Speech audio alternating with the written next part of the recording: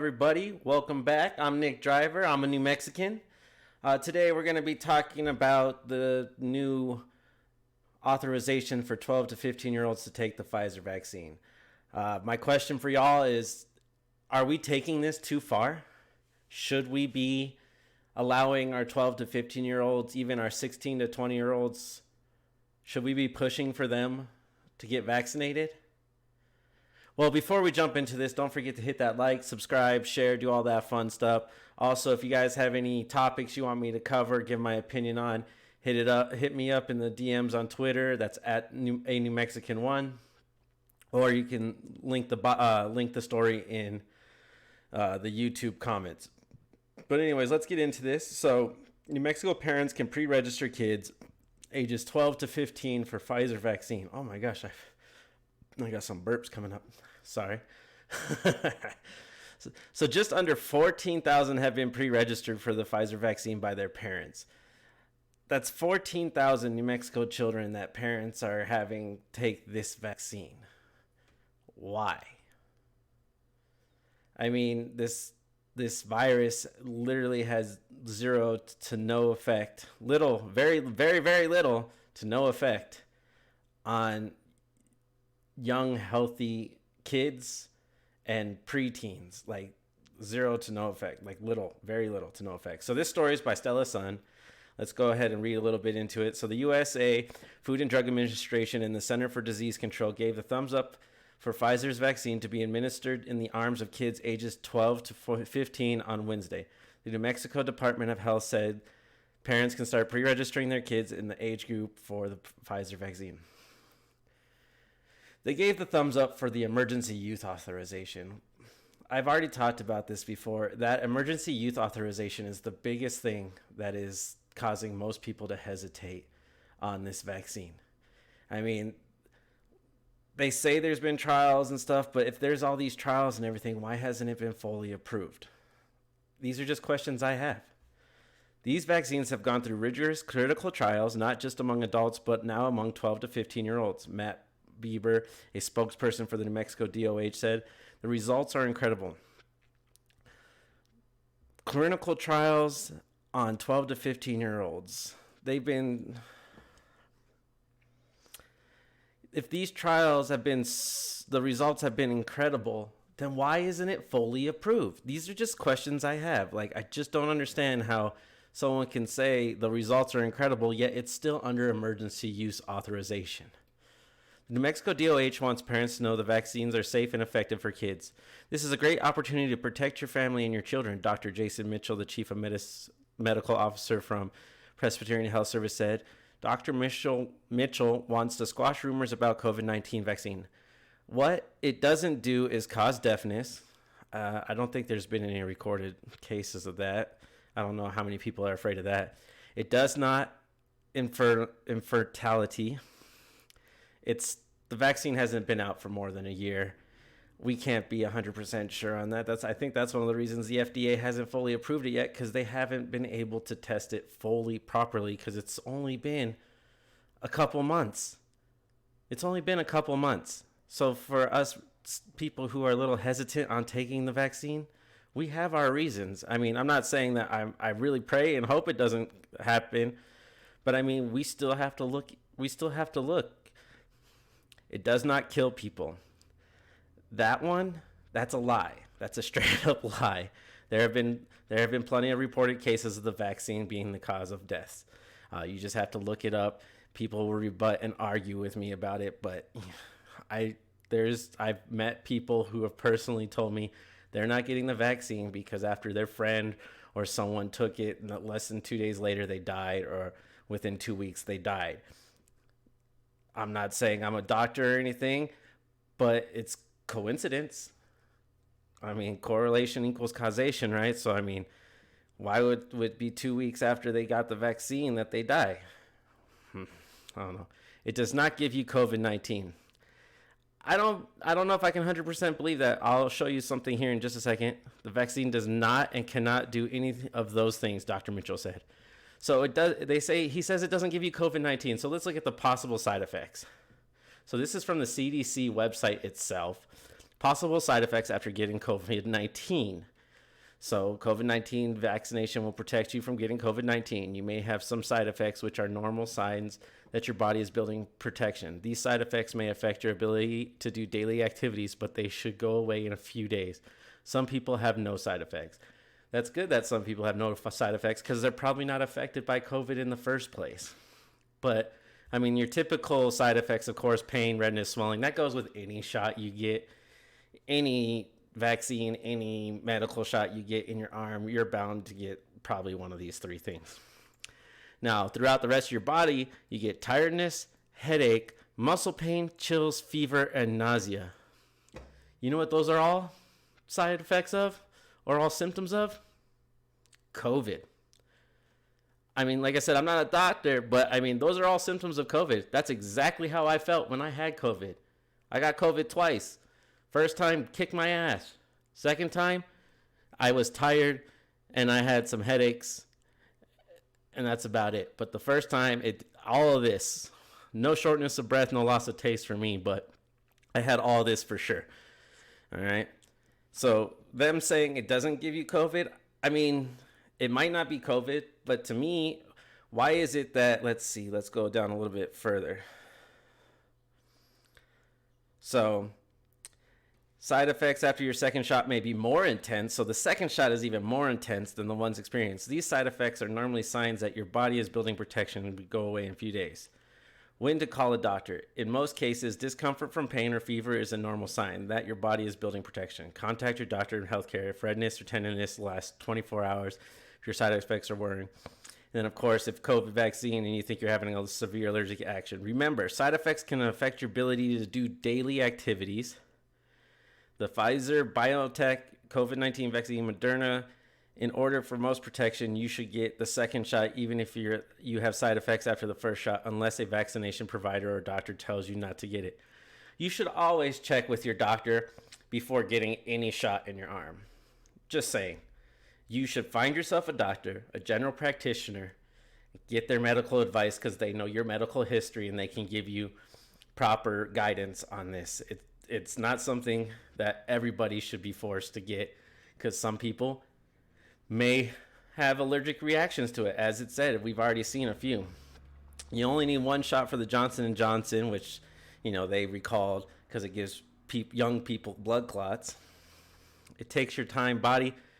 This is the one that makes me, it's interesting. So it takes time for your body to build protection after your vaccination. People are considered fully vaccinated 2 weeks after their second shot. 2 weeks after their second shot. You know what else they tell you when you're infected with COVID? Not to see anybody for 2 weeks if you get infected by COVID.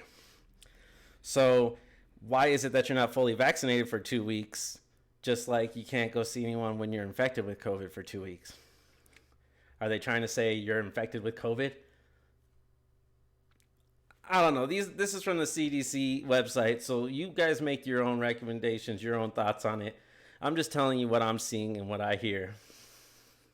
And like I said, talk to your doctor. It's not for everybody, and I can completely understand people who are hesitant, and I completely don't care if you get one. Personally, you getting one helps the rest of us who are hesitant because you are being a guinea pig, a lab rat. You're being part of the test. And that's like the biggest disappointment right now with this push for 12 to 15-year-olds because they are being part of an experimental EU emergency use authorized vaccine. And that's the main thing, especially when it doesn't affect them that much. Why are we pushing to get our 12 to 15-year-olds vaccinated? Next, they're going to be going after our elementary students.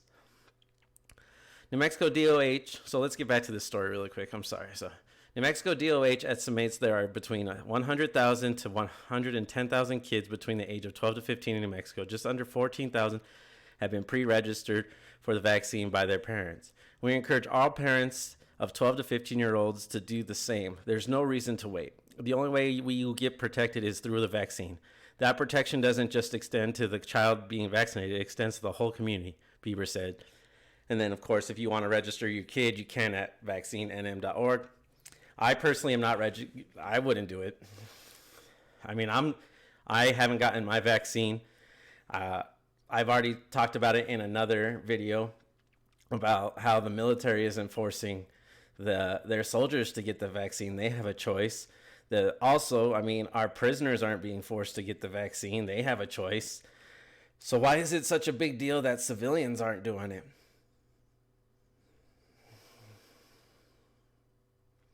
I don't know. I don't know why it's such a big deal that we aren't doing it. I mean, we are hesitant. It's an emergency use order or authorization. I mean, we are happy the vaccine's out. We're glad that it was got out quick and fast. And like I said, you guys go ahead, get your vaccine, wear your mask, do what you feel like is right for you. But what's right for you isn't right for everybody else. And forcing your views on other people is just wrong. It's just wrong. I don't know how else to say it. I, for one, will not get the vaccine until it's fully FDA approved. And after that, if it is fully FDA approved, I still might not get it, especially if they require boosters every year. I don't get the flu shot. I do just fine. I believe in my body's natural immunity system to build its own immunity towards these things. Like I said, I've been infected with COVID twice. The first time it kicked my ass, the second time it barely did anything. So I'm assuming if I get infected again, I probably won't even know. I'll probably have maybe a mild headache. Who knows? I'm not a doctor, like I said. I recommend you talk to your doctor about this, especially if you have any type of allergies. But I don't think you should buy into the whole media telling people to get it right off the bat. Do your own research, figure it out for yourself. And like I said, if you want to get it, get it. Same thing with mask. If you want to wear a mask, wear a mask. It doesn't hurt me. So let's jump over to this other article from KOB4. New Mexico prepares to vaccinate children as young as 12. This one's by Megan Abundas. New Mexico plans to offer guidance about vaccinated children 12 to 15 years of age by noon Thursday. A state medical advisory team is reviewing the recommendations from the FDA and the CDC. The agencies have authorized and endorsed the use of Pfizer vaccine for the age group. Once the state advisory team gets its approval, vaccinations can begin immediately. President Joe Biden said pharmacies across the country will be ready to vaccinate 12 to 15-year-old age group. Yet again, it was authorized through an emergency use authorization. It hasn't been fully approved for adults. It hasn't been fully approved for young adults or preteens, and it's definitely hasn't been approved for children. This is these last 3 months, if not longer. Let's see, 4 or 5 months have been an experiment. It's been an experiment, and if y'all want to be part of that experiment, please do. I hope nothing bad comes of any of you. I hope nothing. I don't want anything bad to happen to anyone. At the same time, I would really like to just be able not to get mine and not be berated any chance that people can, because I choose not to get my vaccine until it's fully FDA approved. But we live in America. Freedom of choice. And if you believe in God, we were all given free will. It's just some things.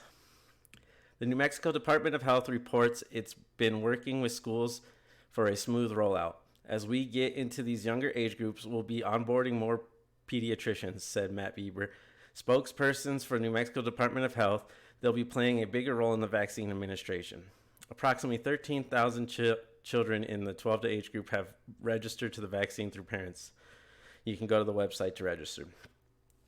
So I have a question.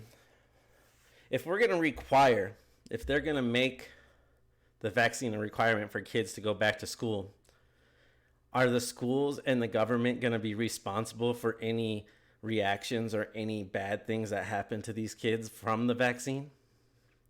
Because we already know the vaccine providers aren't responsible for it. They've been given the buy. They've been given, if people dying from it can't sue the vaccine company for it. People who are getting really bad reactions can't sue the vaccine company for it.